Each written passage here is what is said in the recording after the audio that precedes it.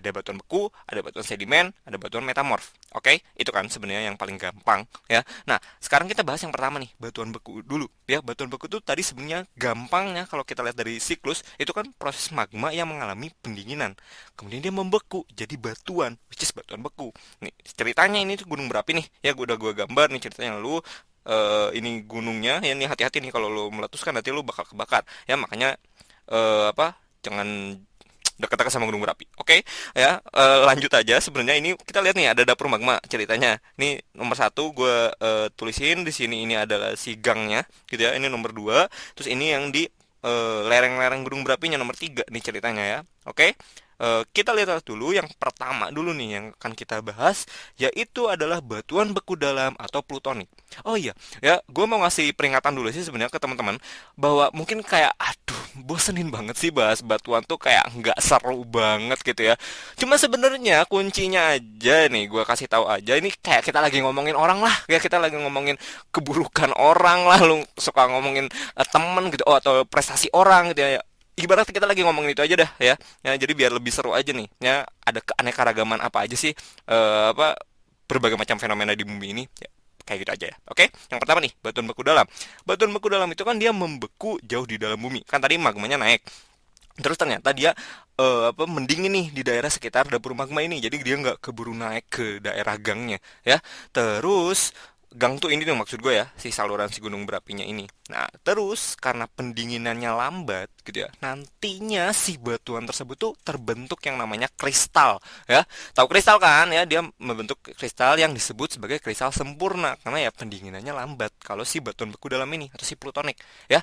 Contoh-contohnya tuh banyak beragam ya, sebenarnya nggak usah lo hafalin, nanti juga lo kalau banyak latihan bisa langsung paham, oh ini dia batuan beku dalam nih. Itu adalah seperti granit, diorit, gabbro, sama peridotit. Oke? Ya, nanti kalau lo dimasuk jurusan geologi gitu ya atau masuk geografi nanti lo ini lebih dalam lagi sih. Nanti ada tentang kandungan kimianya dan sebagainya. Oke? Ya. Paham sampai situ dulu? Oke, langsung lanjut. Yang kedua nih ya, nih yang di sini yang ada di gangnya, makanya disebut sebagai batuan beku gang. Geng gitu ya, kayak Gucci geng gitu kan. Batuan beku gang atau korok atau disebut dengan bahasa kerennya itu hypoabis. Ya, kayak hype abis kali ya kalau misalkan bahasa zaman sekarang. Gue juga gak ngerti sih kenapa namanya itu. Enggak sih, sebenarnya hypo kan sebenarnya di dalam, kalau abis itu dia ada di curangnya gitu kan. Nah, di sini batuan beku gang itu terjadi karena ada sisa magma cair itu yang menyusup ke celah-celah. Jadi di sini tuh dia ada celahnya gitu ya. Ada celah. Jadi sisa magma cair yang harusnya udah keluar tuh masih ada tuh sisa-sisanya di sisi gangnya itu, dan terjadi karena pendinginannya lebih cepat ya. Jadi dia tuh nggak keburu naik ya. Dia tuh pas naik ngelewatin gang ini, sisa-sisanya ini dia keburu dingin. Makanya dia terbentuk jadi batuan beku gang gitu ya. Dimana contoh-contohnya adalah seperti granit porfirit sama diorit porfirit. Oke? Udah mulai bosen? Nah, oke, tahan dulu lah teman-teman ya. Kita masih ada nih yang terakhir tuh yang nomor tiga, itu batuan beku luar atau efusif ya, yang udah ada di luarnya ini gitu ya. Ini contohnya terjadi karena si magmanya tuh udah nyampe permukaan nih. Yang mana ketika udah nyampe permukaan kan suhunya beda tuh dibanding dengan dapur magma ya.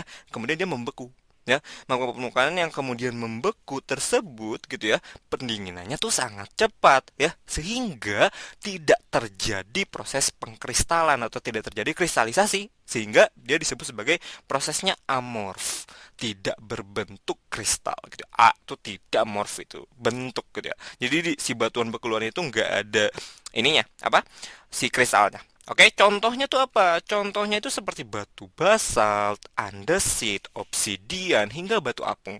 Oke, ya. Sampai situ dulu ngerti tentang pembagian tentang batuan beku. Nih, di sini gue mau kasih penampakannya teman-teman.